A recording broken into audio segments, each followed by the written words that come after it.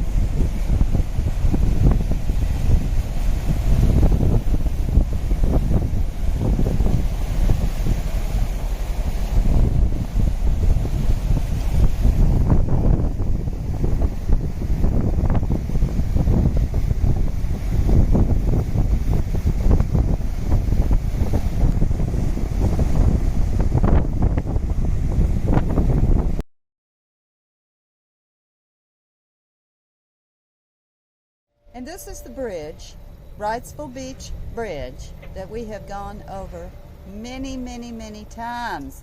I guess Bill, Patty, Charlie, everybody will recognize this bridge. I've never gone under the bridge, so it's going to be cool. We're waiting on the opening. He will open at 8 o'clock.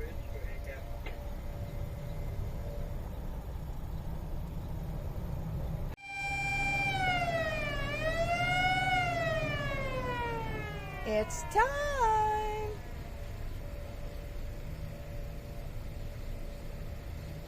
And there she goes!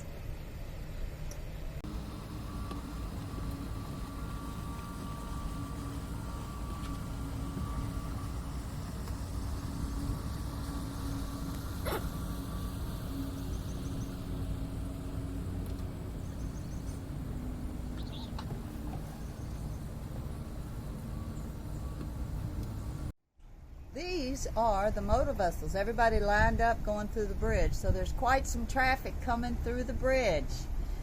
Got some big boys behind us.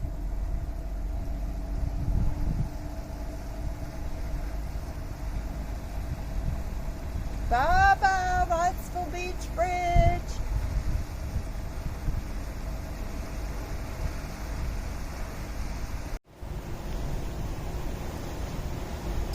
Some beautiful homes as we travel down the Intercoastal Waterway. We just went under the Wrightsville Beach Bridge. Y'all pick the one you want.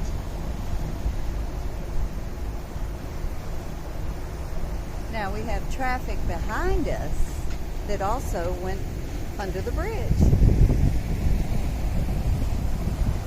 There they are. There they are. We got friends.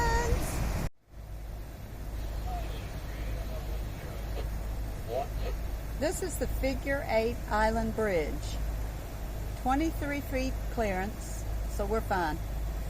But the boats in front of us had to have an opening.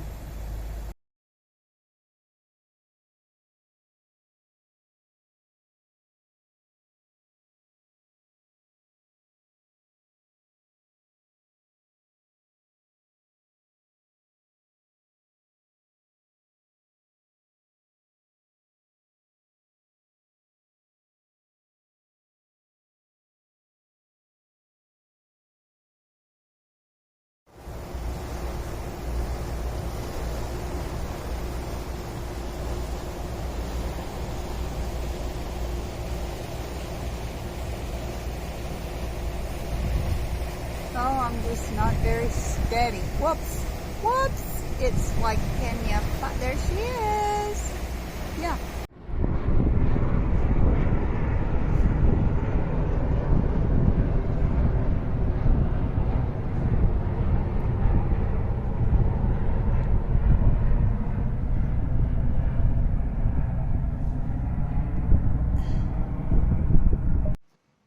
Hello, welcome to Casper's Marina.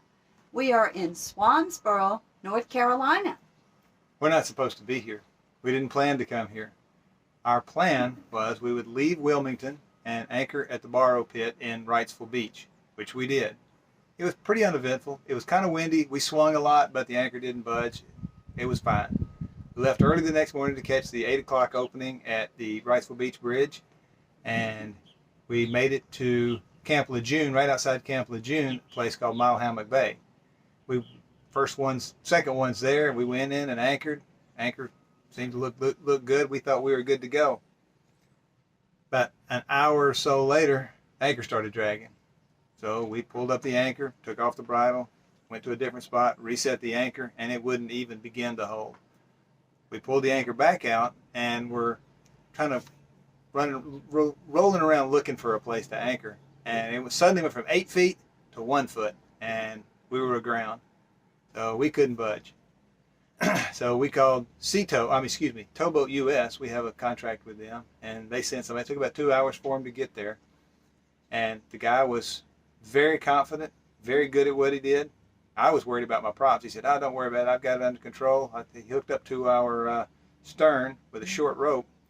And he said, "I'm just going to use," he's had two big 200 horsepower outboards on a small rib. He said, "I'll just use my prop wash and I'll blast all the mud out from under your prop. And as we move along, I'll just dig a tunnel with my prop wash and we'll take you, because you're only 4 feet from 8 foot deep water." So he drug us out. Everything was fine, but we decided we didn't want to stay there and anchor. So while we were waiting for a towboat, we called Casper's Marina, and they said, "Well, they'll be closed, but you can tie up to the pier and we'll settle up in the morning." So once we were clear of towboat and were satisfied that there was no vibration, everything was good, we only had 15 minutes to get to the Onslow Bridge, which opened at 6. If we missed that opening, we wouldn't be able to make it to the marina before dark. So we ran the boat really hard, sometimes 25 miles an hour, to get there at 6:01, just in time for him to see us, and he opened the bridge for us. So we were able to make it. We did. We arrived yesterday, or day before yesterday, late. It was just at dark, 7:15. It's starting to get dark. We tied up, uneventful. First time at a fixed dock, which was interesting because there were no cleats, and we had a hard time getting off the boat. We got a step ladder, and that helped. But the next day, we were planning to leave and head to Morehead City, but there were 20-knot winds predicted, so we decided to stay another night. So today looks much calmer, so we'll probably head out in a little while and head to Morehead City. Want to say thank you, Peter, because we didn't really have an idea of where we were going. That's why we tried to anchor at Hammock Bay. Anyway, Peter helped us figure out Casper's Marina is right down the road a bit. So thank you, Peter, for helping us find the marina. And I guess it's a blessing in disguise, because the marina, like I say, they were closed. She just said, "Come on in, we'll settle up tomorrow." The town is adorable. It's within walking distance. They have shops, they have restaurants galore. They have this little restaurant here called Yana's. And just home-cooked meals, like a little diner from the 60s. And we just walked over there to get some homemade apple fritters.